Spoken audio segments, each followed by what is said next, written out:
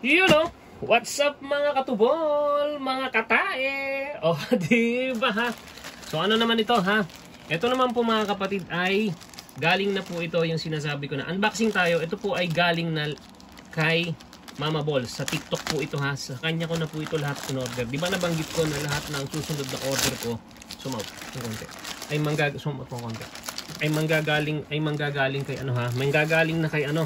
Kay Mama Balls. So, ito na po ha. Ano nga ba ito ha? So, ito yung... Naku, yan na naman. Nag-unboxing na naman ako ng walang gunting.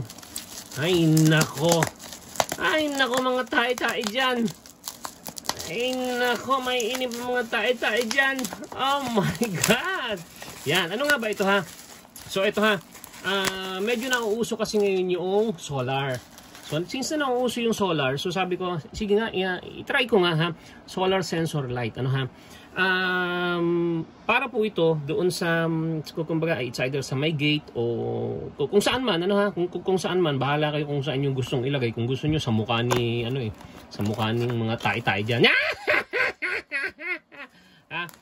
Ayan ha. So ayan, pero alam nyo sumot konti. Mas maganda sa TikTok eh. Parang budol din sa TikTok kasi parang ang laki. So ngayon dito parang ang liit lang pero okay lang ano ha. So yan yung solar niya, yung dalawang ilaw niya. Actually meron itong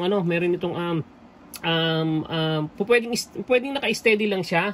And then pwede naman na mabubuhay siya kapag merong 1 meter na may lalapit sa kanya.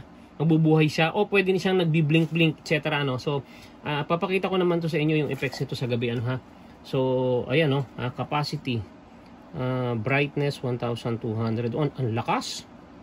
So pwede rin siyang ay hindi. Pwede rin siyang kasi yung iba, pwede siyang i-charge sa sa USB. So ito hindi siya pwedeng i-charge sa USB as in talagang siya. Solar lang talaga siya. Ay sa bagay kung sa gate mo na naman ilalagay. So meron siyang dalawang tox dito at saka ayan tornilyo. Ayan yung tox niya So dito ilalagay sa dalawang ito dito. So i-screw mo siya dito yan So halimbawa ito yung pinto. So ilalagay mo siyang pa ganyan and then i-screw mo siya and then 1 meter kapag may naglalakad o may yung sensor niya iilaw siya. So dalawang klase, pwede ko siyang iset ng nagbi-blink-blink na ganon or pwede ko rin siyang iset ng steady lang ha. So ayan, naku, drain. drain siya ha. So kailangan niyang i-charge.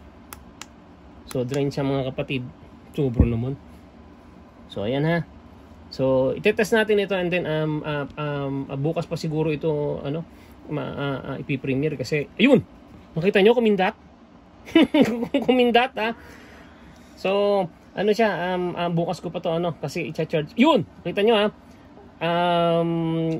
Bukas ko pa siguro ito i-premiere kasi i-charge ko muna sa araw and then para makita. So ayan ha. So since na kumbaga sa battery low bat siya, hindi siya naka-charge. Kaya hindi siya umiilaw ha. So yun lang ha, mga kapatid ha. Hintayin nating maggabi o hintayin i-charge ko muna ng mga 1 hour sa labas. And then dudugtungan ko to ha. Okay? So yan ha. Solar sensor light. Okay? Bye for now mga katae. Diba? Check natin siya. Ito siya pagkagabi ha. Yan ha. Ha? Diba? Panalo. Panalo siya sa gabi. Ayan ha. Magdidim. Pwede siyang magdim. Ha? Tapos yan yung mahina tas patay. Panalo siya, panalo po siya. Inano ko siya, tawag dito, binilid ko sa araw ng 1 oras at kalahati. Yan na siya, ang lakas na niya.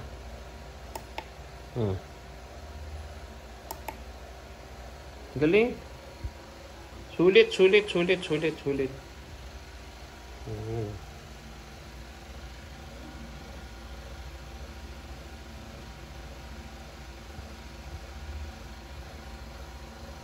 So pwede siyang ganyan, pwede siyang yan yung super lakas. Pwede siyang mahina lang na ganyan, pero nagsisensor siya kapag may tao. Yan yung pinakamahina niya. So pop ba siya or plop? Pop siya mga kapatid. Pop siya.